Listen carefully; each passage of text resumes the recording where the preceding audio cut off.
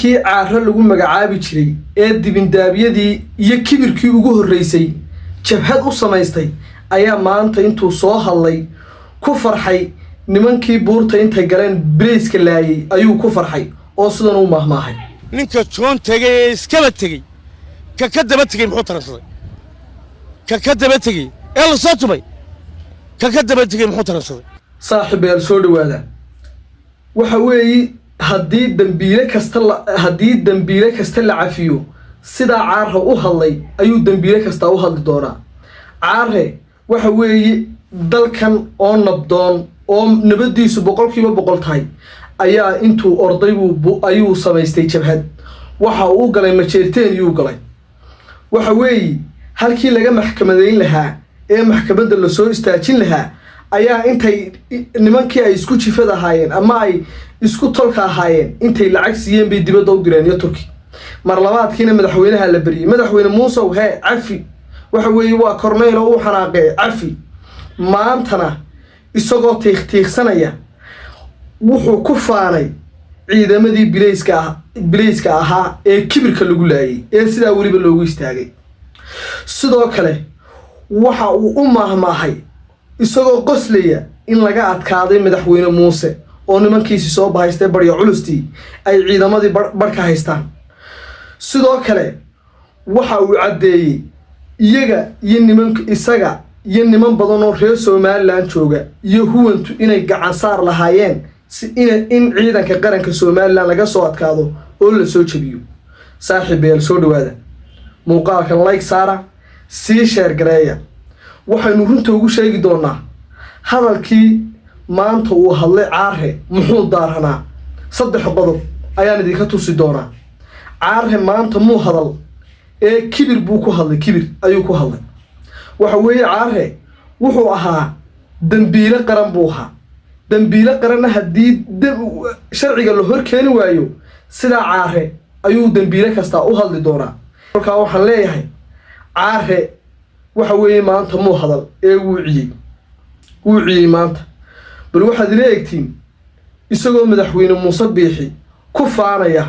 oo leh madaxweyne Muuse Biixi waxa uu ka dhigan yahay ayna mididu wada gaadhin marka wanka la gowracayo haddayna mididu si fiican ugu wada dhicin wuu soo barkacaa buu Muusana waxa weeye waa sirrisan buuri naf male bal waa kana yar leega adeer wala gowracay sidoo u kaco mindidaan wada gaarin mindida ayaan wada gaarin waayahay caare in dambigii uu dalkan iyo dadkan ka galay lagu cafiyo halkaabuu maanta la marayaa inuu madaxweynihii u maahmaaho kuna faano in laga adkaado ciidamada qaranka war Muuse lagama adkaan reer Soomaaliland baa laga adkaaday ciidamada qarankuna Muuse maaha maanta ninka ku farxa in ciidamada qaranka jabkooda ku qosla oo sida waliba u mahmaaha waxa weeye waa nin cadowga la shaqeynaya caarana anigu hadalkii maanta waxaan u arkay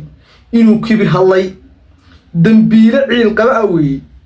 qodobka isaga bal halkaas aan kaga tagaya mar labaad waxaad ila eegtiin isagoo leh qaabku ciidanku u jabay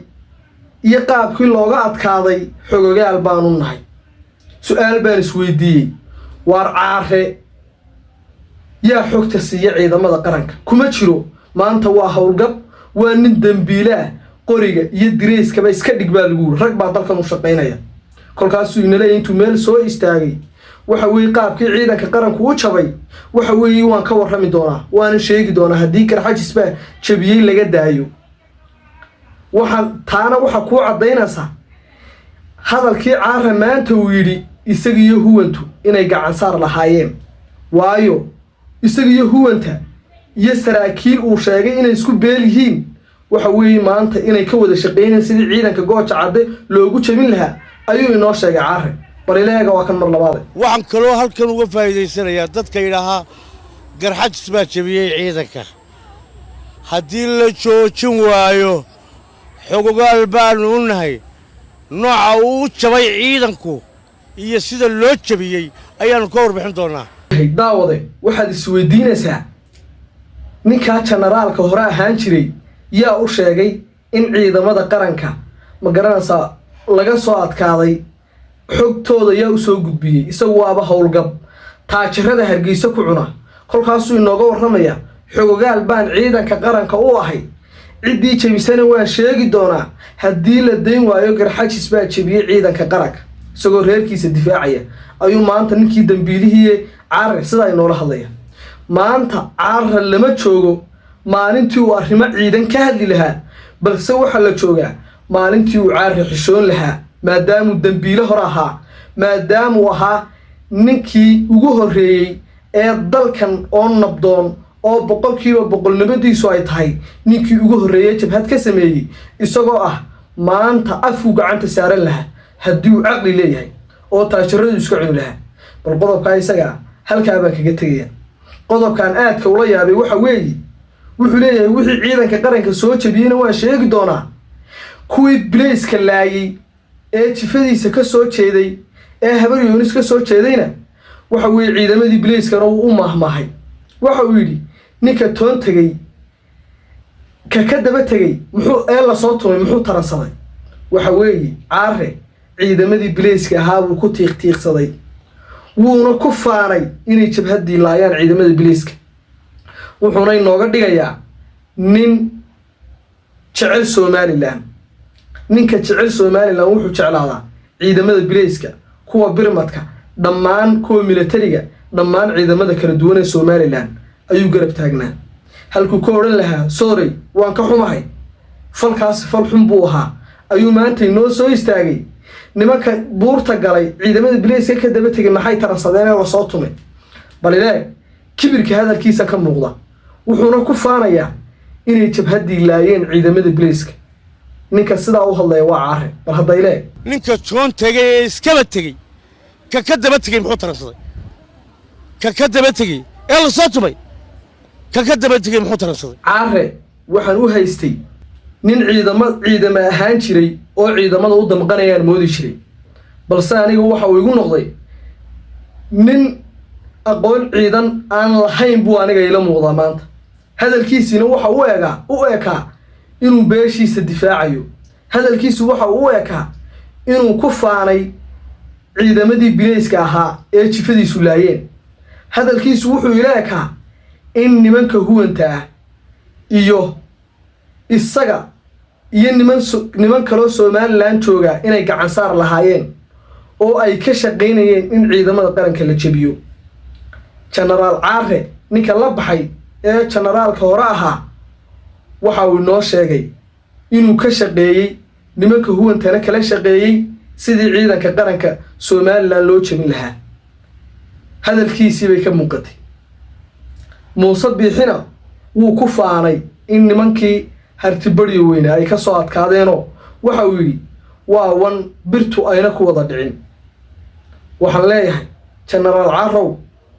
adeer waan ku garanayaa nin weyn baa tahay ninkii ugu horeeyay ee dalkan jabhadda ka abuurayna adigu ahaa ninkii ugu horeeyay ee dalkan qalanaasaha ka abuurayna adigu ahaa maanta may ahayn maalintii aad hadli lahayd balse waxay ahayd maalintii aad xushoon lahayd oo afka gacanta saari lahayd ayay maanta ahayd balse maanta may ahayn maalintii aad ka warrami lahayd ciidamada maxaa jabiyey iyo eed weliba waxaad ku faanaysaa in la soo jabiyey in ciidamadii bilayska la laayay ee madaxa lagaga istaagay ayaad ku faanaysaa weliba Caare waxa weeye sharcigii haddii laga daayay haddii aan dambiil u haayo haddaan sharciga maxkamad la hor taagin maantana waxa weeye way u gaadhay inuu tiiqtiiqsi marna ciidamada bilayska ku faano in la laayo marna madaxweynaha qaranka uu u mahmaaho oo ku faano in laga soo adkaaday marna uu yiraahdo waxaanu ka wada shaqeynanay anaga iyo huwantu in ciidamada qaranka Somaliland lagu jabiyo gooja cadde iyo Sool